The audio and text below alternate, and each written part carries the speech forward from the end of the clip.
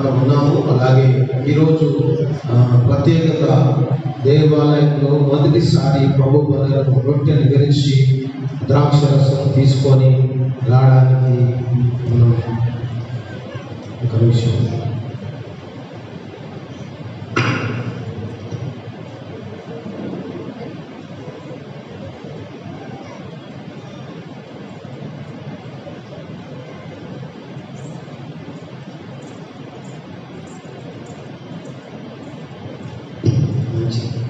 దేవునికి స్తోత్రం కలుగుగాక.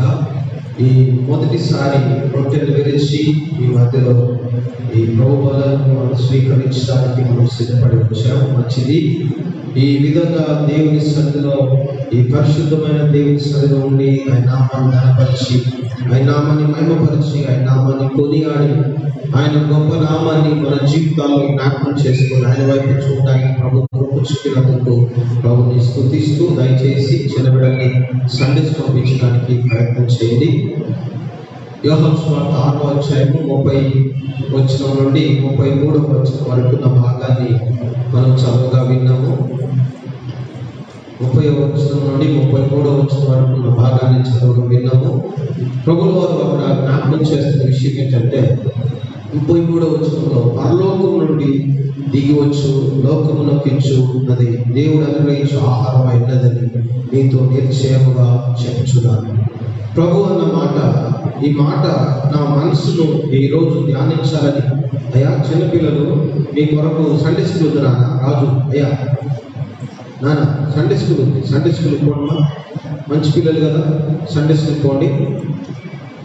30వ వచనంలో అనగా 30వ వచనం నుండి 33వ వచనం వరకు ఉన్న భాగంలో మనం చూస్తుంది యేసు ప్రభువారు అనగా ఈ సువార్త చాలా అద్భుతమైన సువార్త. నేను చాలా రోజుల నుండి ప్రభు వల్ల మనకి వచ్చేటప్పుడల్లా సార్ గారు ఏమంటారంటే ప్రభు వల్ల కొరకే సిద్ధపడండి మాస్టర్ అంట.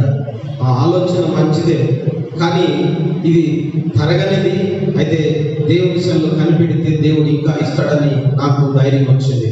అయితే ఈ యోహాను సువార్త విషయమై నేను కొన్ని విషయాలు మీకు జ్ఞాపకం చేసి నేను వర్తమానంలోకి వెళ్తాను. ఈ యోహాను సువార్తలో ఉన్న ప్రత్యేకత ఏంటంటే ఇది యేసు ప్రభువారు ప్రియమైన శిష్యుడు రచించిన సువార్త. అనగా సువార్త మత్తయి సువార్తతో పిల్లలు అయ్యా తిరగబాకుండా ఈ యోహాను సువార్త మత్తయి సువార్తతో సువార్త ప్రారంభించి యోహాను సువార్తతో ముగించి యోహాను సువార్తలో ఉన్న ప్రత్యేకతను అనుగ్రహించిన ప్రత్యేకత విషయాలను ఒకసారి జ్ఞాపకం చేసుకుంటే నిత్య జీవ సంబంధమైన విషయాలు ధారాళంగా చెప్పిన మహనీయమైన అంశాలు. నిత్య జీవ సంబంధమైన విషయాలు చాలా అద్భుతంగా ఈయనని జ్ఞాపకం చేశారు. అందరూ జ్ఞాపకం చేశారు, అందరూ బోధించారు, అందరూ తెలియపరిచారు, అందరూ వారి యొక్క పత్రికల్లో తమ వంతు తాము తెలియపరిచారు. కానీ ఈయన మాత్రము నిత్య జీవాన్ని గురించి అద్భుతమైన విషయాలు జ్ఞాపకం చేశారు. ఎటర్నల్ లైఫ్ గురించి, నిత్య జీవ సంబంధమైన విషయాలు, పరలోక రాజ్యముల గురించి అనగా నిత్య జీవంలో ప్రవేశించే విషయాల గురించి అద్భుతంగా జ్ఞాపకం చేశారు. అయితే ఈ యోహాను సువార్తలో ఉన్నటువంటి విషయాలు మనం చూస్తే ఈయన 6వ అధ్యాయంలో చాలా స్పష్టంగా జ్ఞాపకం చేశాడు. యేసుక్రీస్తు వారి యొక్క శరీరము రక్తం గురించి చాలా విషయాలు జ్ఞాపకం చేశాడు. అందుకే కొరింథీ పత్రికలో కూడా పౌలు భక్తులు జ్ఞాపకం చేస్తుంటాడు, ప్రభు వల్ల నేను పొందితిని అనే మాట జ్ఞాపకం చేస్తాడు. ఇది ఎవరి వల్ల కలిగిందంటే ప్రభు వలన పొందినది. అనగా పాత నిబంధనలో భక్తులు తమకు అనగా తాము దేవుని యందు నిరీక్షణ గలవారుగా ఆ రోజుల్లో వారు ఉన్నటువంటి ఆధ్యాత్మికమైన స్థితి కానీ, వారు ఉన్నటువంటి ఆధ్యాత్మికమైన ఉనికి కానీ, దేవుడితో తమకున్న సహవాసాన్ని కానీ, వారి రొట్టెను తీసుకున్న, ద్రాక్షరసాన్ని తీసుకున్న, వారు సూచనగా అనగా వధకు తేబడుతున్నటువంటి గొర్రె పిల్లకు సూచనగా వారు తీసుకున్నారు. అందుకే పాత నిబంధన అంతా కూడా సూచన. యేసు ప్రభువు ఆ సూచనను నేను చేస్తున్నాను, నా వెంట మీరు కూడా చేయండి. దాన్ని బలపరిచాడు, దాన్ని స్థిరపరిచాడు, దాన్ని ఒక ఆజ్ఞగా ప్రజలకు అందించినటువంటి విషయాన్ని మనం చూస్తున్నాం. అంటే వాళ్ళు చేశారు, ఈయన దాన్ని రుజువు చేసి ఇదిగో ఇక్కడ నుండి మీరు ఇలాగా చేయండి, దాన్ని రుజువు చేసి నిరూపించాడు. అనగా పాత నిబంధనలు మీరు చూడండి, పాత నిబంధన యాజకుల దగ్గరికి బలులు తీసుకొని వచ్చేటప్పుడు ఏమనుకోవద్దు, నేను అంటే వాక్యాన్ని జ్ఞాపకం చేస్తున్నా, నా సొంత విషయాలు కాదు, గుర్తుపెట్టుకోండి. పాత నిబంధనలో యాజకుల దగ్గర తీసుకొచ్చేటప్పుడు అక్కడ పేర్లు లేవు. పేర్లు అనేది మన అన్య సాంప్రదాయం నుండి మనకు కలిగినది, గుర్తుపెట్టుకోండి. ఎవరైనా బలి తీసుకొని రావాలంటే ఆ వ్యక్తి కనబడాలి, ఆ వ్యక్తి ఆ గొర్రె మీదనో ఆ మేక మీదనో తల మీద చేయి పెట్టాలి. ఏదన్నా కూర్చో, లేకపోతే సండే స్కూల్కి వెళ్ళు, ఎందుకు నేను అటు ఇటు తిరుగుతావు? ఆ గొర్రె మీద కానీ లేకపోతే ఆ యొక్క మేక మీద కానీ ఆ పౌరు మీద కానీ తల మీద చేయి పెట్టాలి. మనిషి ఎక్కడ కనపడాలి, ఎందుకంటే ఈ భూమి మీద మానవుని పేరుతో ఏమి లేదు. మనందరం క్రైస్తవులుగా పిలువబడుతున్నాం. మనకి ఎవరి పేరు పెట్టబడింది అంటే యేసుక్రీస్తు ప్రభువు యొక్క పేరు మనకి పెంచబడింది. యేసుక్రీస్తు ప్రభువు యొక్క పేరు మనకి పెంచబడింది కాబట్టి మనము మనందరూ ఏమన్నారంటే పలానా సంఘం అంటే, పలానా గోత్రం అంటే, క్రైస్తవులు క్రిస్టియన్స్ అని అన్నారు. ఇంకా మిగతాదేమీ లేదు. ఇంక మిగతాది ఏం చెప్పుకున్నా సొంత డబ్బులు కొట్టుకోవడమే. మేము పలానా సంఘము, మెయిన్ సంఘము, లేకపోతే ఈ సంఘము ఆ సంఘము, అవన్నీ డబ్బా కొట్టుకోవడం తప్ప ఇంకొకటి లేదు. ఒక్కటి మాత్రం వాస్తవం, అదేంటంటే క్రిస్టియన్స్, క్రైస్తవులు. ఈ పేరు తప్ప ఈ భూప్రపంచం మీద ఇదిగో నేను ఇంతటి వాటిని చెప్పగలిగిన వారు ఎవరు లేరు. దేవుడు బిడ్డారా, చెప్తున్న విషయాన్ని జాగ్రత్తగా వినండి. అనగా పాత నిబంధనలో సూచనగా భక్తులు యాజకులు ఏం చేశారంటే దేవుని సన్నిధికి వచ్చి, అయ్యా ఇదిగో నా పాపని గొర్రె మీద మోపుతున్నా, నా పాపాన్ని ఇదిగో ఈ మేక మీద లేకపోతే ఈ యొక్క కోడె దూడ మీద మోపుతున్నాను, నా కొరకు నా స్థానంలో ఇది వధించబడను గాక, నా స్థానంలో ఇది జరుగును గాక.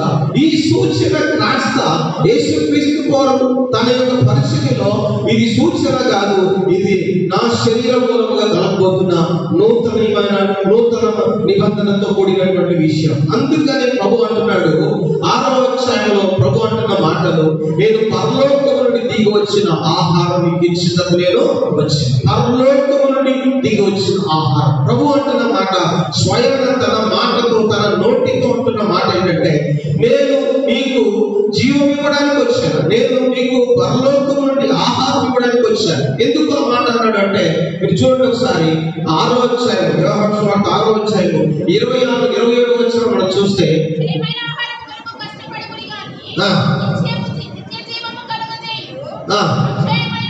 అక్షయమైన ఆహారం కొరకు కష్టపడి తండ్రి అయిన దేవుడు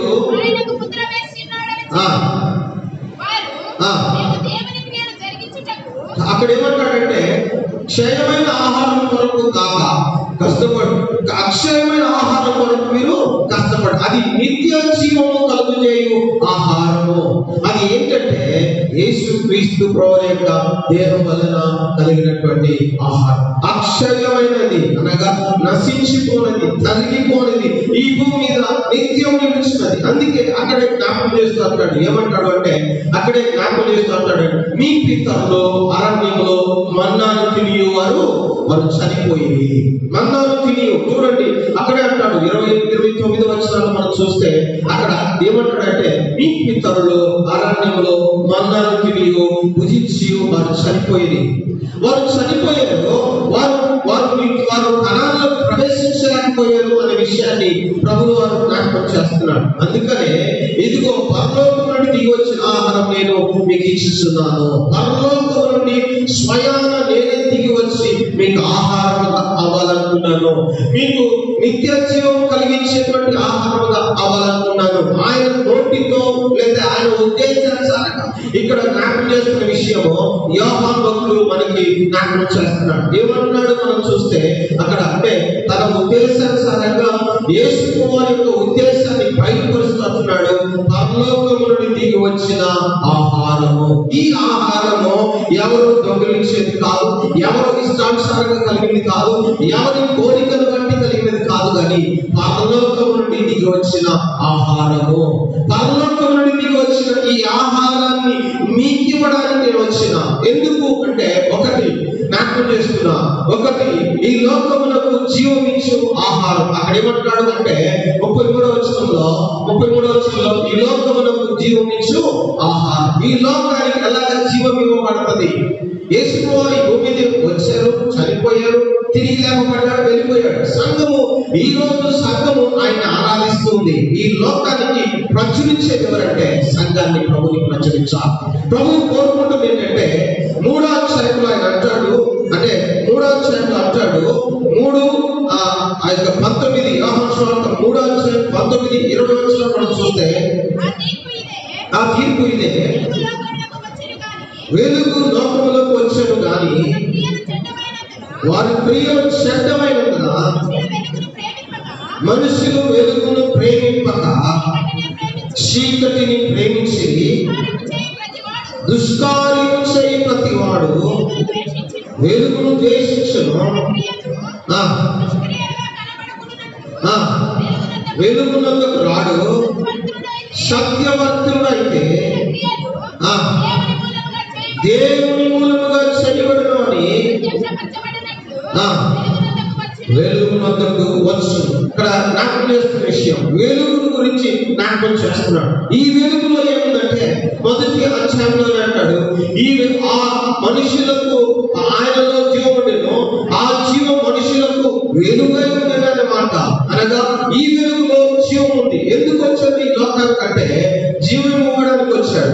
మనందరిలో చీకటిని తొలగించి, మనందరిలో సమస్తమైనటువంటి లోక సంబంధ విషయాలు తొలగించి మనలో తన జీవం ఇవ్వడానికి వచ్చాడు. అందుకే యోహాను భక్తుడు అంటాడు, ఆయన చూచి యోహాను భక్తుడు అంటాడు, మొదటి అధ్యాయం యోహాను సువార్త 29వ వచనంలో, ఇదిగో లోక పాపమును మోసుకొని పోవు దేవుని గొర్రెపిల్ల. దేవుని బిడ్డలారా, ఈ భూమి మీదకి ఆయన ఎందుకు వచ్చాడంటే పాపాన్ని తీసివేయడానికి వచ్చాడు, పాపము శిక్షలను విడిపించడానికి వచ్చాడు. పాపము ఈ భూమి మీద మానవుని మీద అధికారం చెల్లిస్తుంది, పాపము మానవుని పట్టుకుంటుంది. పాపం వల్ల వచ్చే జీవితం మరణము. ఈ భూమి మీద పాపము విస్తృతంగా పనిచేస్తుంటే, అయ్యా పాపము నుండి విడిపించడానికి నేను వచ్చిన. పాపము ఈ భూమి మీద మానవుని జీవితంలో శాపముగా మార్చబడింది. పాపం మనిషిని కొరికొలుపుతుంది, పాపం మనిషిని అపవిత్రతలో తీసుకెళ్తుంది, పాపం మనిషిని దేవుని యందు రాకుండా చేస్తుంది, దేవునితో సమాధాన పడకుండా చేస్తుంది. అందుకనే అక్కడ అంటున్నా, నేను లోకమునకు జీవం ఇవ్వడానికి నేను వచ్చి. ఆయన చెప్పాడు, ఆయన ఆచరించమని చెప్పాడు, వెళ్ళిపోయాడు. కానీ ఈ లోకంలో ఏముందంటే సంఘము ఉంది. ఆ సంఘాన్ని ఆయన ఖచ్చితంగా చూస్తున్నాడు. ఏమని చూస్తున్నాడంటే, ఈ భూమి మీద మీరు మనందరము జీవమించు సంఘముగా మనము ఉండాలి. జీవమించు సంఘముగా ఉండాలంటే ఒక ప్రత్యక్షత మనం కలిగి ఉండాలి. అదేంటంటే, నీ కోసం నా కోసం ఆయన చనిపోయాడు. ఎందుకు చనిపోయాడంటే పాపముల నుండి విడిపించడానికి. యోహాను భక్తుడు అంటున్న మాట మనం అక్కడ చూస్తున్నాం, ఇదిగో లోక పాపములు మోసుకొని పోవు దేవుని గొర్రెపిల్ల. జ్ఞాపకం చేసి గొర్రెలను తీసుకొచ్చినప్పుడు కానీ, ఏ మేకను తెచ్చినప్పుడు కానీ, దాని మీద తల మీద చేయవచ్చు. ఏం చేయాలి ఆ వ్యక్తి? అయ్యా నేను పాపినయ్యా, నన్ను కనికరించు, నేను పాపినయ్యా, నా దోషమును నా పాపములను కనికరించు అని ప్రభు సన్నిధిలో ఏ వ్యక్తి అయితే పాపమును ఒప్పుకొని దేవునితో సమాధానం పడతాడో ఖచ్చితంగా ప్రభు ఆ వ్యక్తిని కనికరిస్తాడు. అదే మనం ఇక్కడ చూస్తున్న భాగంలో యోహాను సువార్తికుడు అంటున్నటువంటి ఆ యొక్క బాప్టిజం నుంచి యోహాను భక్తుడు అంటున్నటువంటి మాటలో, ఇదిగో లోక పాపములు మోసుకొని పోవు దేవుని గొర్రెపిల్ల. ఈ పాపమును మోసి, ఈ పాపమును ఆయన భరించి మన మీద ఉన్న శాపాన్ని తొలగించి మనకి జీవం ఇవ్వడానికి ఆయన వచ్చాడు. మనకి జీవం ఇవ్వడానికి.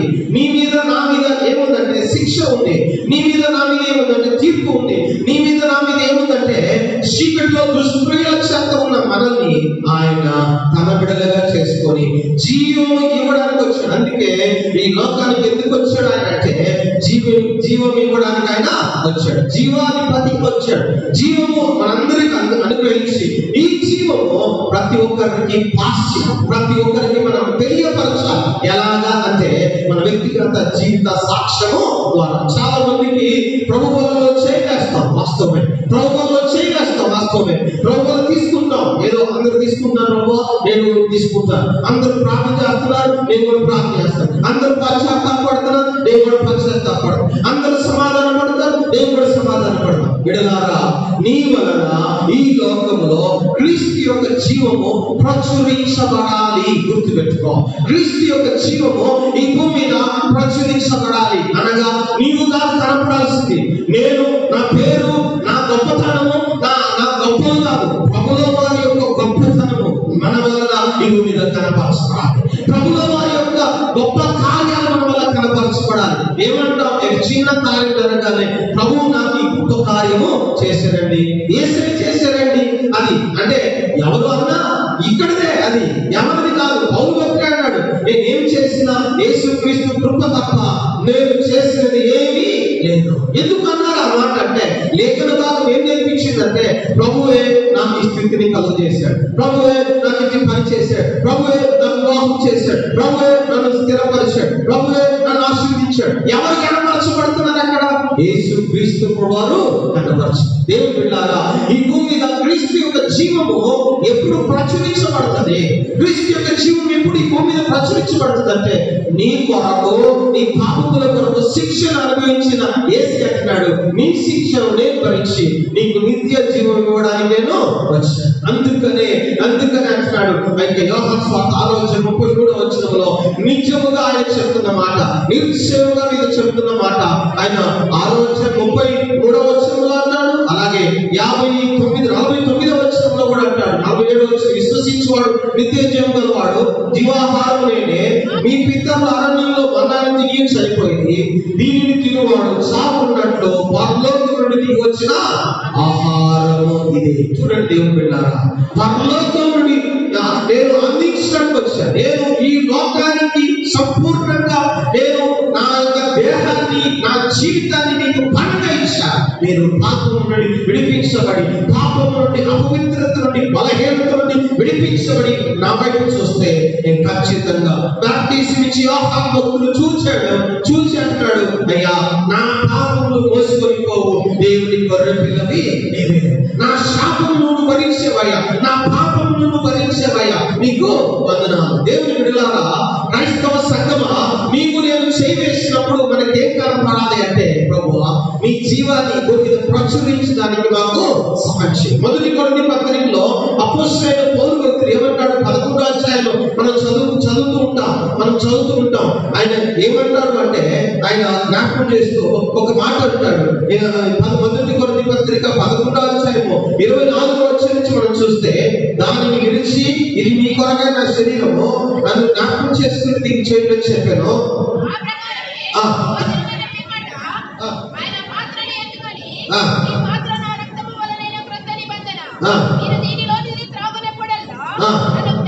నన్ను జ్ఞాపకం చేసుకుని చెప్పాడు. వారితో చెప్పాను,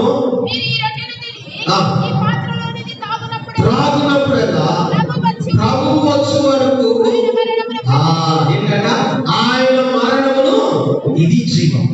లోకానికి జీవం అందించేది ఏంటంటే నీవు నేను. మనము యేసు ప్రభువారికి ప్రాతినిధ్యం వహిస్తున్నాం. బిడ్డలారా, క్రైస్తవులారా, గుర్తు పెట్టుకోండి, ప్రభువా నా దేహం ద్వారా నేను ఘనపరచడానికి నాకు సహాయం చేయి. నా వలన చెడు రాకూడదు. అందుకే అక్కడ ఏమంటాడు? 3వ అధ్యాయంలో, వారు దుష్క్రియలు చేయించినందున వారు వెలుగునందుకు వారు రాలేదంట. దుష్క్రియల లోపల ఉంటే నీ వలన ఈ లోకంలో క్రీస్తు యొక్క జీవంతో కూడిన వెలుగు ఎక్కడ ప్రచురించబడుతుంది? క్రీస్తు యొక్క పునరుద్ధానం ఎక్కడ ప్రచురించబడుతుంది? అపవిత్రమైన మాటలు మాట్లాడకూడదు, అపవిత్రమైన తలపులు రాకూడదు, అపవిత్రమైన క్రియలు రాకూడదు. ఒకరి మీద ఒకరు ఏ విధమైన మాటలు మాట్లాడుకోకుండా, భార్య మీద కాదా, భర్త మీద భార్య.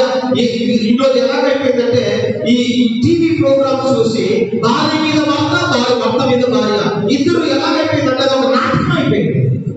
ఏమైపోయిందంటే, ఒకరి మీద ఒకరు డైలాగ్ వేసుకోవడం, ఒకరి మీద ఒకరిని కించపరచుకోవడం, ఒకరికంటే ఒకరు గొప్ప అనుకోవడం. ఇది దేవుని యొక్క ఉద్దేశము.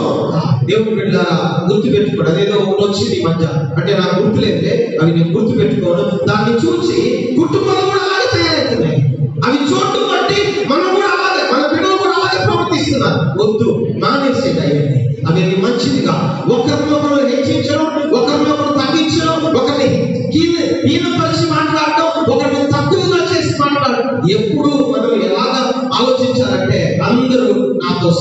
మనలోని విషయాన్ని మనము ఆలోచించాలి. అది జీవానికి ఉన్న ఆధ్యాత్మికమైన ఏంటంటే క్రీస్తు యొక్క జీవం నీ మధ్యలో మన మధ్యలో ప్రచురించబడాలి. ఎప్పుడు అంటే ఆయన మరణం ఎప్పుడు మన మధ్యలో పనిచేస్తుంటే హింసపరిచే ఆత్మీయ జీవితం దుష్క్రియలు ఉండకుండా ఉంటే నువ్వు ఖచ్చితంగా క్రీస్తు యొక్క మరణాన్ని ప్రచురిస్తావు. తలంపులో గాని, చూపుల్లో గాని, నోటి మాటలో గాని, సహవాసంలో కూడా ఎక్కడ కూడా అపవిత్రత లేకుండా చూసుకో. ఇక ఇది ఈ శరీరం తీసుకుంటున్న నీకు, ఈ రొట్టె తీసుకుంటున్న నీలో మార్పు రావాలి. ఆధ్యాత్మికమైన మార్పు ఇక్కడ మాత్రమే కాదు, బయటికి పోయిన తర్వాత కూడా మనం మార్పు చెందాలి. బయటికి పోయిన తర్వాత కూడా మన అనుభవాలు మారాలి. బయటికి పోయిన తర్వాత కూడా మన ఆలోచన పద్ధతి మారాలి. బయటికి పోయిన తర్వాత కూడా మన నోటి నుండి వచ్చే ప్రతి విధమైన మాట కూడా మారాలి. దేవుడు కోరుకుంటున్నాడు. అందుకనే లోకములకు జీవమిచ్చు ఆహారము నేను అంటే తీసుకుంటున్నావు, తింటున్నావు ఈ ఆహారాన్ని. లోకానికి ఏమి ప్రచురిస్తున్నావు? నీ దుష్క్రియలు ప్రచురిస్తున్నావా? నీ చెడ్డక్రియలు ప్రచురిస్తున్నావా? దేవుడు నిన్ను నన్ను ప్రశ్నిస్తే ఏమి సమాధానం చేద్దాం? ప్రభువా, అల్లది దాంట్లో చూసి నా భార్యను నేను హీనపరిచి మాట్లాడే, నా భర్త నేను హీనపరిచి మాట్లాడే, నేను గొప్ప అనుకొని నేను ప్రచురించుకుంటున్నా. దేవుని బిడ్డలారా, దయచేసి చెప్తున్నా, చాలా మంది ఈ రోజు తల్లిదండ్రులు కానీ బిడ్డలు కానీ అల్లదేదో చూసి ఆ సీక్వెన్స్ లో వెళ్ళిపోయి అదే జీవితం అనుకుంటున్నారు. వద్దు, మానేసి బిడ్డలారా దయచేసి. అలాగా అక్కడ ఏమంటాడు అంటే 27వ వచనంలో ప్రభువు వచ్చిన వరకు ఆయన మరణమును ప్రచురించుదురు. ప్రభు వచ్చే వరకు ఎప్పుడు వస్తాడు? మధ్యాకాశం వచ్చే వరకు ఆయన జీవము, ఆయన మరణము నీ దేహం ద్వారా, నా దేహం ద్వారా, మన కుటుంబం ద్వారా, మన బిడ్డల ద్వారా, మన యొక్క సమస్తమైన విషయాల ద్వారా ఎవరు ప్రచురించబడాలి అంటే యేసు క్రీస్తు ప్రభువారు ప్రచురించబడాలి. అయ్యా, నా దేవుడు గొప్ప కార్యం చేశాడు. అన్ని వచ్చి ప్రార్థన చేసుకొని పోతున్నారండి. ఉదయం కూడా కాలం వచ్చి ప్రార్థన చేసుకొని పోయింది. పాస్టర్ గారు ఇంతకు ముందు ఆయనకు బాగలేదని వచ్చారు. బాగైంది. నేను డబ్బా పట్టుకోవట్లేదు, వాస్తవం చెప్తున్నా. నేను ప్రార్థన చేస్తే కదా చెప్తున్నాను. అన్ని భర్త కోసం వచ్చారండి. నేను ప్రార్థన చేసిన, మీరు ప్రార్థన చేశారు, నా భర్తను బాగు చేశారండి దేవుడు. మా ఇంకో ఆమె కూడా ఉంది, ఆమె కోసం కూడా ప్రార్థన చేయండి. అందరూ తెలుసుకుంటున్నారండి యేసు శక్తిని. ఈ రోజు క్రైస్తవుని చెప్పుకొని, క్రీస్తు బిడ్డలమని చెప్పుకుంటూ మన జీవితంలో ప్రభుని ఎంతవరకు ప్రచురించే భాగం మనలో ఉంది.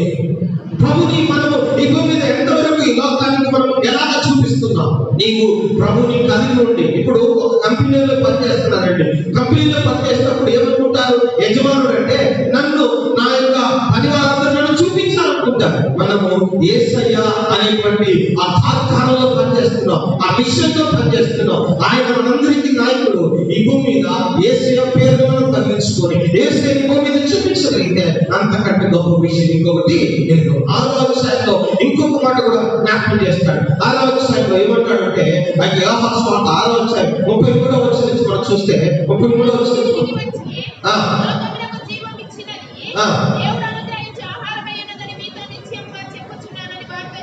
వారితో చెప్పాను, కావున వారు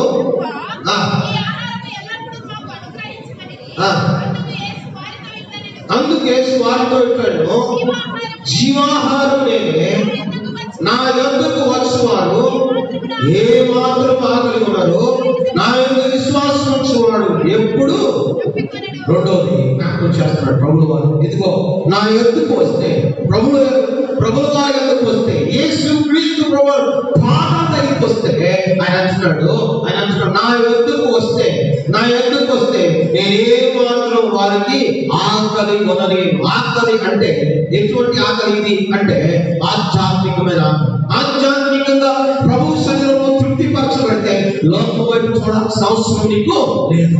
దేవుని బిడ్డలారా, చాలా మంది ఈ రోజు లోకానుసారమైన మనసు, లోకానుసారమైన ఆలోచన, లోకానుసారమైనటువంటి ఆ యొక్క ఆశలు మానవుని జీవితాన్ని ఈ రోజు పురిగొలిపి నా ప్రాణమా తినము తాగము చూపించు. యేసయ్య వాక్యము అక్కడ ఏమంటే, నా యొద్దకు వచ్చే వారిని నేను ఏ మాత్రము ఆకలి కొననీయను. నేను ఏ మాత్రం ఎందుకొరకైనా వచ్చానంటే, ఆయన మనకు ఉచితముగా తన దేహాన్ని ఆహారంగా ఇవ్వడానికి వచ్చాడు. అందుకే అంటాడు, మనం చదువుతున్నాం, 49వ అధ్యాయము యెషయా గ్రంథం 10వ వచనం, సారి గారు 10వ వచనం చదవండి. 10వ వచనం చదివిన వందనాలు. 49వ అధ్యాయం 10వ వచనం చదవం సార్. వారి యందు కనికరించువాడు వారిని తోడుకొని పోవచ్చు, నీటి బుగ్గల యొద్ద వారిని నడిపించును. కాబట్టి వారికి దప్పికైనను కలుగదు, ఎండ అయినను వారికి తగలదు. Praise the lord. yes, దేవుని బిడ్డలారా, ఈ యెషయా ప్రవక్త అంటాడు, వారి యందు కనికరించువాడు వారిని తోడుకొని పోవును. యేసుక్రీస్తు ఈ భూమి మీద కనికరించడానికి వచ్చాడు, కరుణ చూపించడానికి వచ్చాడు. కరుణాపీఠం అతి పరిశుద్ధ స్థలంలో ఉండి ఏం చేసిందంటే అది అక్కడే ఉంది. యాజకుడి దగ్గరికి వెళ్తే యాజకుడు కరుణాపీఠం దగ్గరికి ఆ వ్యక్తి యొక్క తెచ్చినటువంటి రక్తంలో లేదా ఆ వ్యక్తి తెచ్చినటువంటి దేన్ని తీసుకెళ్లి అతి పరిశుద్ధంలో కరుణాపీఠం 4 కమ్ములు పూసి, అయ్యా ఫలానా వ్యక్తికి తీసుకొచ్చిన ఈ యొక్క రక్తాన్ని పరిహరించగా అడగాలి. కానీ ఈ కరుణాపీఠం ఎందుకు వచ్చింది? ప్రభువు వారు అంటున్నాడు, మిమ్మల్ని అందరినీ కనికరించడానికి నేను వచ్చా, మిమ్మల్ని అందరినీ కనికరించడానికి వచ్చా. మిమ్మల్ని అందరినీ అనగా ఈ యొక్క 49వ అధ్యాయంలో ఏమంటారంటే మనల్ని ఒకరిని కనికరించడానికి ఆయన ఉన్నాడు. ఆయన మన నీటి బుగ్గ దగ్గర నడిపిస్తాడు. ఆయన మనకి ఆకలైనను దప్పికైనను కలుగు చేయకుండా ఎడారిలో కూడా మనకి ఎటువంటి ఆరోగ్యము ఎటువంటి అనారోగ్యము కలగకుండా చూడగలిగిన అద్భుతమైన దేవుడు. అందుకే ఇక్కడ అంటాడు 55వ అధ్యాయంలో, ఇది యెషయా గ్రంథకర్త 55వ అధ్యాయం 1వ వచనం నుంచి, దప్పికొని వారులారా నా యొద్దకు రండి, రోగాలు లేకపోయినను వచ్చి మీరు భోజనం చేయండి, మీరు వచ్చి కొని భోజనం చేయండి. రండి, రోగాలు లేకపోయినను ఏమి ద్రాక్షరసం పానము ఉచితముగా ప్రభువు వారు రక్త నిబంధనలో ఉచితంగా మనకి జ్ఞాపకం చేసిన విషయం. అందుకే ఒక చిన్న ఉపమానం యేసువారు చెప్పారు 10వ అధ్యాయంలో, లూకా సువార్త 10వ అధ్యాయంలో, పొరుగువారు ఎవరు అని శిష్యులు అడిగితే యేసు అన్నాడు, ఒక పొరుగువారి గురించి జ్ఞాపకం చేశాడు. ఎవరు ఆ పొరుగువారు అంటే 10వ అధ్యాయము 30వ వచనం నుంచి, అందుకు యేసు తనను ఒక మనుషుడు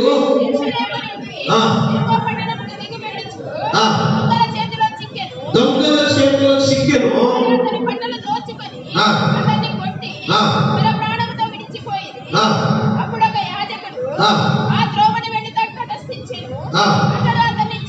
అతన్ని చూసి అలాగనే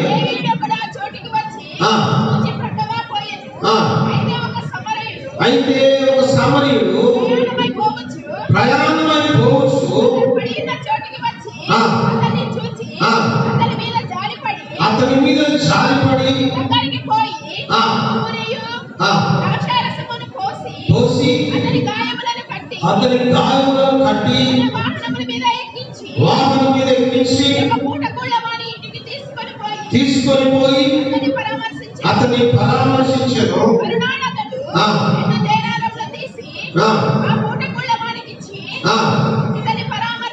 ఇతని పరామర్శించుడి, నేను మరలా వచ్చి అది నీకు తిరిగి తీర్చేదని అతనితో చెప్పాను. దొంగల చేత కొట్టబడిన వాడిని సమరయుడు వచ్చి ఆ యొక్క వ్యక్తిని ఉచితంగా ట్రీట్మెంట్ చేసి ఉచితంగా అన్ని చేసి పూట మా దగ్గర వచ్చి, నా దగ్గర ఇదే ఉంది ఉంచుకో, నువ్వు ఇతనికి ఏమైనా ఖర్చు పెడతావు, ఏమైనా చేస్తావు, నేను మళ్ళా వచ్చి అవన్నీ నీకు తీరుస్తావు. దేవుని బిడ్డలారా, ప్రాక్టికల్ గా మనం ఇక్కడ చూస్తుంది, యేసయ్య నశించిపోయిన మనిషికి, ఆకలి దప్పులు గల మనుషులకు, అనగా నీరు దాహము కలిగిన మనుషులకు ఉచితంగా ఇవ్వడానికి వచ్చాడు. అందుకని యోహాను సువార్త 6వ అధ్యాయంలో 34వ వచనం అంటున్నాడు, నేను ఈ భూమి మీదకి ఆహారం నా యొద్దకు వస్తే నేను మీకు ఆహారము ఇస్తాను. ప్రభువు వారు ఎందుకంటాడు 6వ అధ్యాయంలో అంటే, నా యొద్దకు మీరు వస్తే నా యొద్దకు వచ్చిన వాడు ఏ మాత్రము ఆఖరికి నా యొక్క విశ్వాసం నుంచి వాడు ఎప్పుడు తప్పిపోయాడు. ప్రభువు వారి యొద్దకు వచ్చి ప్రభువు వారి యొక్క విశ్వాసం వచ్చిందే ఈ భూమి మీద మనల్ని ఈ భూమి మీద ఆయన తృప్తిగా బ్రతకడానికి ప్రభు మనకి సహాయం చేస్తాడు. ఏది పక్కన వారిని చూసి ఇది నాకు లేదే అది నాకు లేదే అనేటువంటి మనసు నుండి ప్రభు మనల్ని విడిపిస్తాడు. ఈ రోజు చాలా మంది అక్రమాలు జరుగుతున్నాయి, దొంగతనాలు జరుగుతున్నాయి, లోకంలో చాలా జరుగుతున్నాయి. కారణం ఏంటంటే అన్ని నా నాకు కావాలి, అన్ని నాకు కావాలి, అన్ని నేనే పొందుకోవాలి, నేనే కావాలి, నాకే కావాలి, నేనే ప్రయోజనం పొందాలి. దేవుని బిడ్డలారా, ప్రభువు వారు జ్ఞాపకం చేస్తుంది, తృప్తిగా ఉండడానికి క్రైస్తవునికి ఇక్కడ జ్ఞాపకం చేస్తున్న విషయం 34, 35, 36 వచనాల్లో, నా యొద్దకు వచ్చిన వాడు ఎప్పుడు దప్పిక ఆకలి కొన్నాడు, ఎప్పుడు దప్పిక కొన్నాడు. నా జీవాహారమైన శరీరంలో నా రొట్టెలు తింటే, నా యొద్దకు వస్తే నేను వారికి ఆహారము సంతృప్తిగా ఇస్తా, ఆకలి కొనకుండా చేస్తా, దప్పిక లేకుండా నేను చేస్తా. మూడవది ఏమన్నాడు మనం చూస్తే 6వ అధ్యాయంలో 3 అనగా 36వ వచనం నుంచి మనం చూస్తే 36, 37, 38 వచనం మనం చూస్తే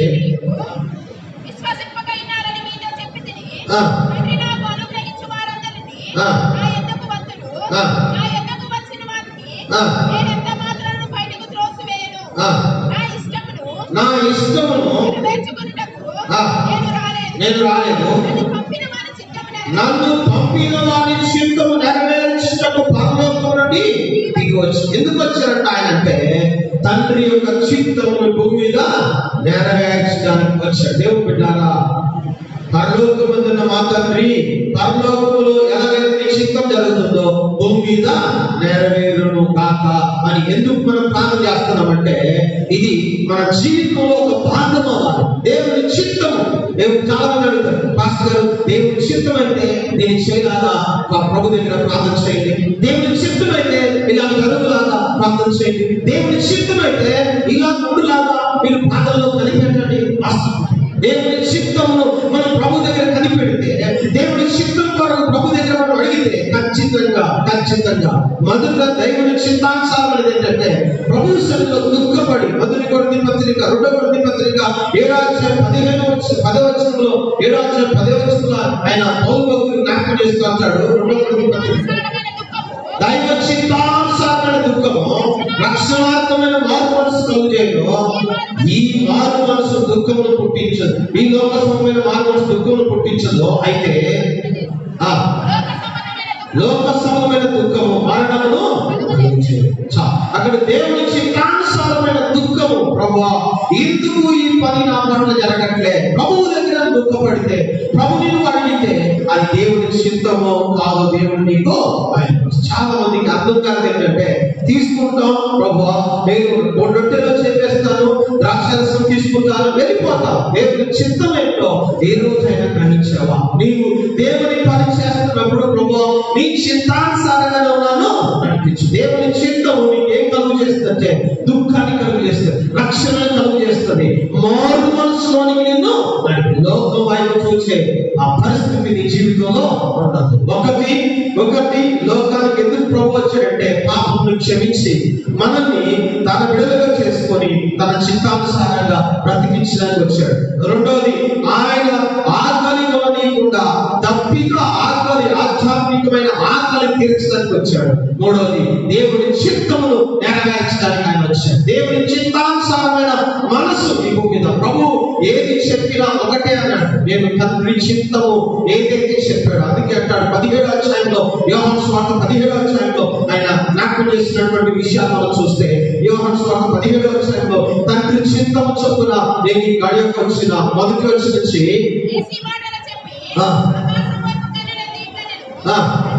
తండ్రి నా గడియ వస్తుంది, నీ కుమారుడు నీకు మహిమపరచినట్లు నీ కుమారుని మహిమపరచును,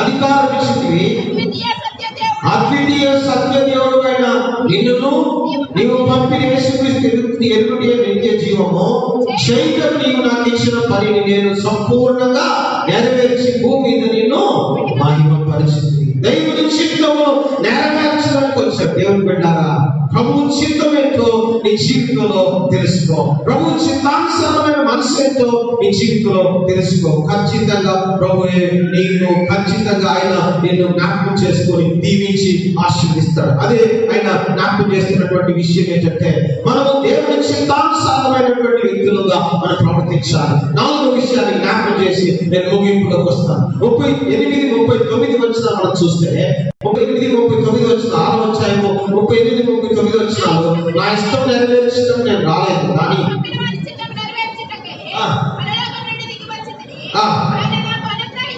ఆయన నాకు అనుగ్రహించిన దాన్ని అంతటిని నేను ఏమి పోగొట్టుకొనక. అంటే 4వ విషయాన్ని ఏమంటాడంటే, అక్కడ జ్ఞాపకం చేస్తున్న విషయం 4వ విషయం ఏమంటాడంటే, నాకు ఆయన ఏదైతే అనుగ్రహించాడో దాన్ని నేను పోగొట్టుకోలేదు. దేవుని బిడ్డలారా, నీకు నాకు ఆధ్యాత్మికంగా చాలా విషయాలు ప్రభుత్వాయి. వాటిని పోగొట్టుకోకుండా కాపాడుకోగలిగితే, వాటిని దేవుని చేతిలో మనం ఉంచుకొని, ప్రభు అంటున్న మాటలు, నేను దేవుడు నాకు ఏమైతే తండ్రి నాకు ఏమైతే ఇచ్చాడో వాటిని నేను నెరవేర్చాను. వాటిని పోగొట్టుకోలేదు. నా చేతుల నుండి అపహసించడానికి ఎవరికి అధికారము లేదు. అంటే పోగొట్టుకునే స్థితి లేదు. ఆయన పోగొట్టుకోలేదు. ఒక్కరిని మాత్రమే పోగొట్టుకున్నాడు. 12 మందిలో ఒక యోధ ఇస్కరియోతు తప్ప ఇంకేది ఆయన పోగొట్టు, ఇంకేది ఆయన మిస్ చేసుకోలేదు. 11 మందిని ఆయన సంపూర్ణమైన దేవుని చిత్తంలో తీసుకొచ్చి, అయ్యా ఇదిగో నువ్వు ఇచ్చిన పనిని సంపూర్ణంగా నేను చేసి, నీవు ఇచ్చిన పనిలో సంపూర్ణంగా నేను నెరవేర్చాను. చివరిగా ఏమంటాడంటే, నేను వారిని ఖచ్చితంగా అంత్య దినమున నేను లేపుతాను. దేవుని బిడ్డలారా, మొదటిది ఈ యొక్క ప్రభు వల్ల. ఎందుకంటే నేను లోకమునకు జీవం ఇవ్వడానికి నేను వచ్చి, ఈ లోకానికి జీవాన్ని ప్రచురించాలి.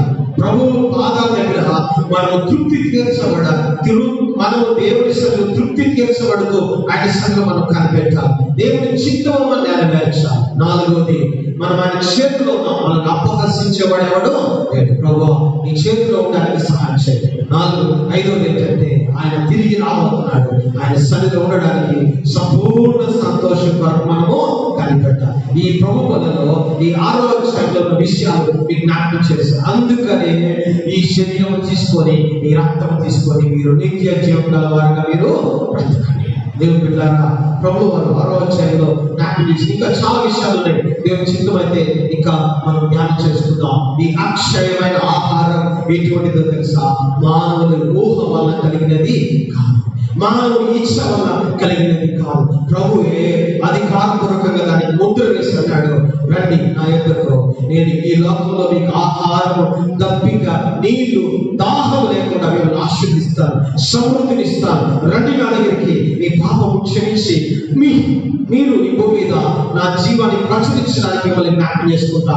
తండ్రి చిత్తము మీ వల్ల నెరవేర్చబడలాగా మీకు ఖచ్చితంగా జ్ఞాపకం చేసుకుంటా. మిమ్మల్ని ఎవరు అపహసించకుండా చూసుకోవడానికి నేను వచ్చా. మిమ్మల్ని ఎవరు దొంగలించకుండా చూసుకోవడానికి నేను మీ కొరకు వచ్చా. అంత్య దినమున నేను తిరిగి మిమ్మల్ని తీసుకోవడానికి నేను మళ్ళీ రాబోతున్నా. ప్రపంచమంతా చెప్తుంది. మీకు తెలుసో తెలీదో, టీవీ ఛానల్స్ లో కూడా ప్రచురిస్తున్నారు ప్రకటన గురించి.